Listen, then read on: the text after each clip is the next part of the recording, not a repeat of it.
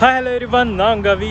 2026 இந்த வருஷம் ரஷ்யாக்குள்ளே நீங்கள் வரணும்னு நினச்சாலும் சரி, இல்லை ரஷ்யாவுக்கு நான் வந்து ஃபுல் டைமாக வேலை பார்க்கணும், ரஷ்யாவில் வந்து நான் பர்மனெண்ட்டாக மூவ் ஆகணும் அப்படின்னு நீங்கள் நினச்சாலும் இந்த வீடியோ உங்களுக்கானதாங்க. ஈஸியஸ்ட் வேயில் எப்படி ரஷ்யாக்குள்ளே உள்ளே வரலாம் வித்தவுட் எந்த ஸ்கேம்ஸும் இல்லாமல், யார்ட்டையும் எதுலேயும் மாட்டாமல், பணம் கொடுத்து ஏமாறாமல் எப்படி ஒரு ஈஸியான வழியில் உள்ளே வரலாம் அண்ட் கவர்மெண்ட் ப்ரொசீடிங்ஸோடு உள்ளே வரலாம் அப்படின்றத இந்த வீடியோவில் நான் ஸ்டெப் பை ஸ்டெப்பாக சொல்ல போகிறேன். So guys, let's get into video.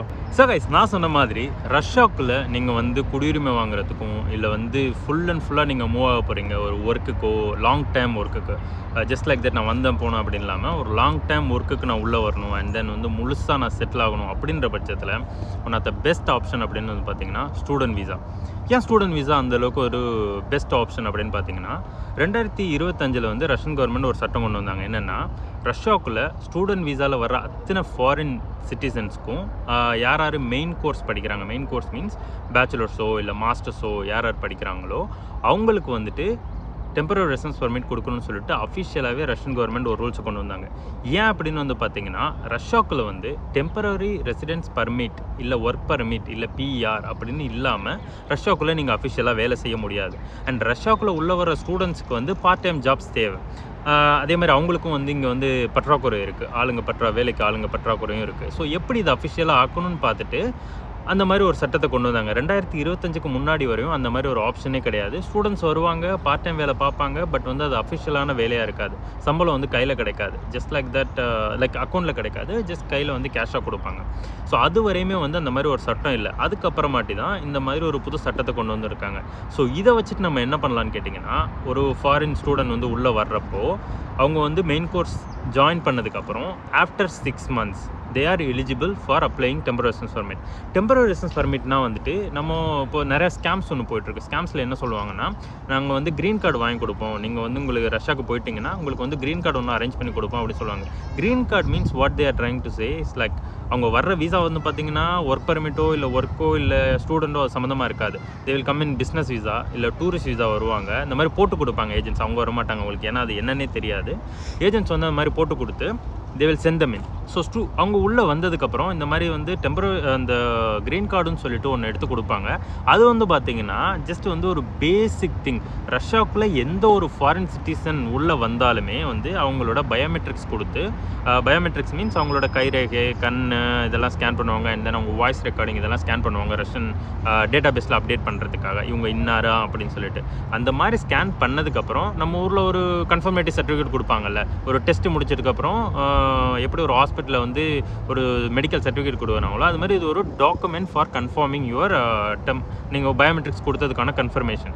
இதுக்கும் நீங்கள் வாங்குகிற அந்த டிஆர்பியோ க்ரீன் கார்டுன்னு சொல்லுவாங்கள்ல, இதுக்கும் சம்மந்தமே இல்லை. அந்த அட்டை, அந்த கன்ஃபர்மேட்டிவ் சர்டிஃபிகேட் வந்து க்ரீன் கலரில் இருக்கும். இதை தான் வந்து க்ரீன் கார்டுன்னு சொல்லிட்டு நம்ம ஊரில் மார்க்கெட்டிங் பண்ணி அதுக்கு ஒரு குரூப் ஆஃப் பீப்புளை உள்ளே கொண்டு வந்து ஒரு பெரிய ஸ்கேம் பண்ணிட்டு இருக்காங்க.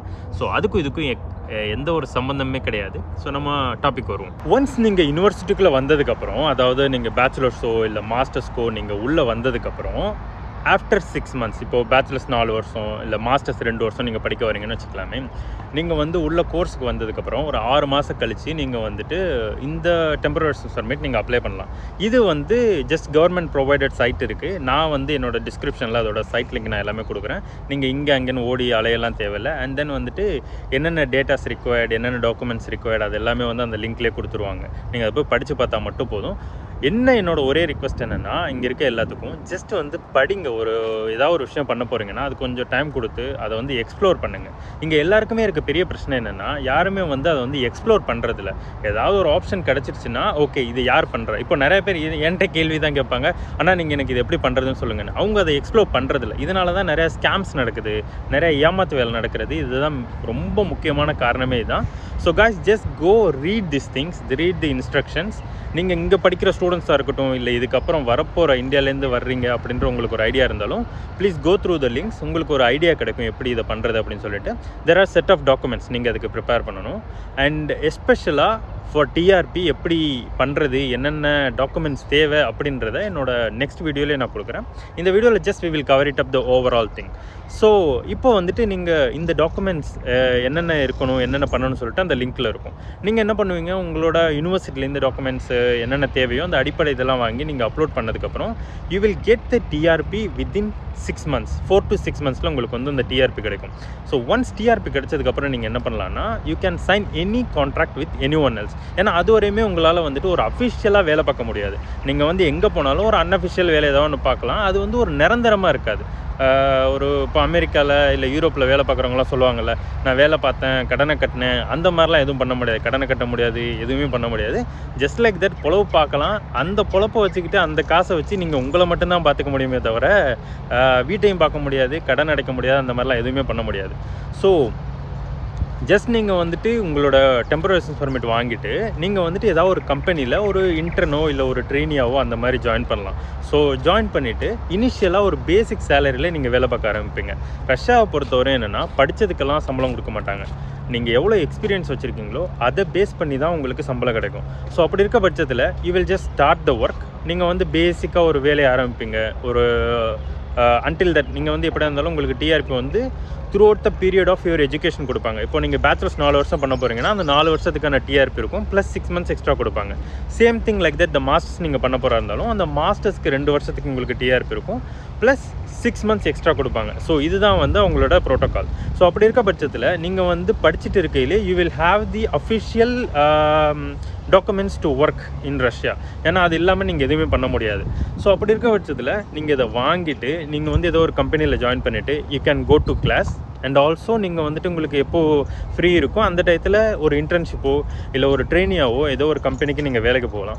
அப்படி இருக்க பட்சத்தில் உங்களுக்கு வந்து எக்ஸ்பீரியன்ஸும் கிடைக்கும். அண்ட் தென் லைக் ஒரு ஒரு ஆஃபீஸ் அட்மாஸ்ஃபியரில் நீங்கள் ஆல்ரெடி உள்ளே போயிடுவீங்க. ஸோ உங்களுக்கு வந்து ரஷ்யாவோட ஒர்க்கிங் கல்ச்சர் எப்படி இருக்குன்னு தெரியும், எப்படி சம்பாதிக்கணும், என்ன மாதிரி பண்ணணும், இந்த ஐடியாலாம் அப்போ தான் உங்களுக்கு கிடைக்க ஆரம்பிக்கும். ஸோ ஒன்ஸ் நீங்கள் அந்த ஐடியாஸ் கேதர் பண்ணதுக்கப்புறம் 4 years நீங்கள் படித்தும் முடிக்க போகிறீங்க. அண்ட் தென் இதில் இன்னொரு ஆடட் அட்வான்டேஜஸ் என்ன இருக்குதுன்னு பார்த்தீங்கன்னா, இப்போ நீங்கள் ஒரு கம்பெனியில் வேலை பார்க்குறீங்க, அதாவது நீங்கள் ஒரு மெக்கானிக்கல் இன்ஜினியர் படிக்கிறீங்க இல்லை ஏரோஸ்பேஸ் இன்ஜினியர் படிக்கிறீங்க. அப்படின்ற பட்சத்தில் நீங்கள் படிச்சுக்கிட்டு ஒரு இடத்துல இன்டர்ன்ஷிப் பண்ணுறப்போ உங்களோட ப்ராஜெக்ட்டுக்கு அந்த கம்பெனி நல்லாவே ஹெல்ப் பண்ணும். நீங்கள் ஒரு ப்ராஜெக்ட் பண்ண போகிறீங்க அப்படின்னா, தீசிஸ் பண்ண போகிறீங்க அப்படின்னா, நீங்கள் அங்கே கம்பெனியில் வேலை பார்க்குற இன்டர்ன்ஷிப் அந்த எக்ஸ்பீரியன்ஸ் வச்சுட்டு you can just two your thesis. So அதுவும் பண்ணி முடிக்க முடியும். ஒன்ஸ் நீங்கள் அதை முடிக்கையில் உங்களோட டிஆர்பி அந்த பீரியட் வந்து 4 years ப்ளஸ் 6 months இருக்குல்ல, அந்த 4 years நீங்கள் வந்து உங்கள் டிகிரி முடிச்சதுக்கப்புறம் you can directly apply for PR, permanent residence. அதுவுமே இதே லிங்க் வழியாகவே நீங்கள் போய் அப்ளை பண்ண முடியும். ஸோ உங்களுக்கு வந்துட்டு ஒரு அலைச்சல் இல்லை, நான் வந்து கோட்டாவில் அப்ளை பண்ணி வெயிட் பண்ணணும், இல்லை யாருக்காவது காசு கொடுத்துட்டு நான் வெயிட் பண்ணணும், இல்லை நான் ஏதாவது வேலைக்கு வரணும், அதுக்கு எப்படியாவது வந்து எனக்கு ஒரு ஹெல்ப் பண்ணி கொடுங்க, அந்த மாதிரி வந்து ரஷ்யாவில் பண்ண முடியாது.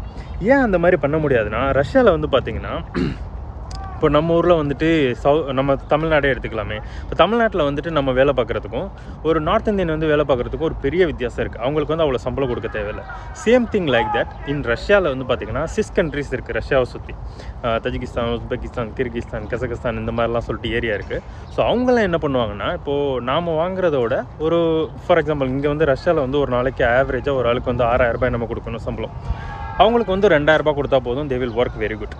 ஸோ ஒரு ஆளுக்கு வந்து ஒர்க் பர்மிட் கொடுத்து இந்தியாவிலேருந்து கூட்டு வந்து 30% டேக்ஸ் கட்டி மெடிக்கல் இன்சூரன்ஸ் கொடுத்து தங்குற வசதி கொடுத்து இவ்வளோ பண்ணி ஒரு ஆளை உள்ளே கூட்டு வந்து அவங்க வேலை கொடுக்குறதுக்கு இங்கே இருக்க 4 பேரை கூப்பிட்டு ட்ரைனிங் பண்ணாலே அவங்களே வந்து வேலை பார்த்து முடிச்சிட போகிறாங்க. ஸோ அப்படி இருக்க பட்சத்தில் நம்மளை வந்து அவங்க தேடி கூப்பிட மாட்டாங்க.